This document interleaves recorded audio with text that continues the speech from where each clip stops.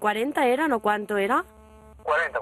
Vale, ¿y me puedes decir, bueno, para conocerte concretamente el coche, cuál es? Només ha fet falta una trucada telefònica per contactar amb una persona que s'ofereix per fer un transport públic sense estar autoritzada. Ens havia de portar de Santa Susanna a l'aeroport de Girona, però quan arriba li expliquem que estem fent un reportatge sobre la proliferació de taxistes il·legals. Es justifica dient-nos que la delicada situació econòmica no li deixa gaires més opcions per intentar guanyar-se la vida.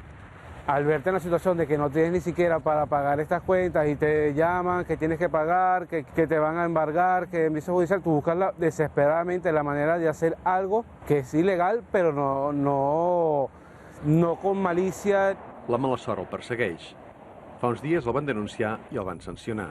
Habló alrededor de 1.400 a 1.800 la multa por hacer este tipo de oficio. Y la verdad es que no te quedan más ganas ni siquiera de contestar el teléfono para hacer el servicio, la verdad.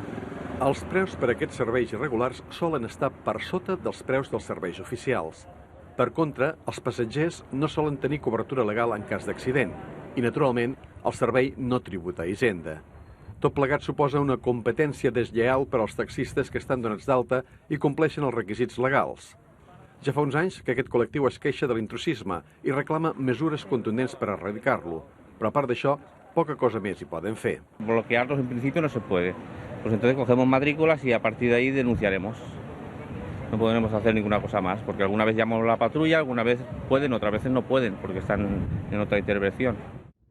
A banda de les actuacions de la policia local de Santa Susanna, l'Ajuntament ha volgut conscienciar del problema a empresaris i treballadors del sector turístic. La pedagogia s'ha fet a l'empresari que vetlli, evidentment, per mantenir aquest servei de qualitat que està donant ell amb la seva inversió en l'hotel, en què el turista ha d'estar emparat amb això també, i ha d'estar emparat amb un servei de qualitat i autoritzat.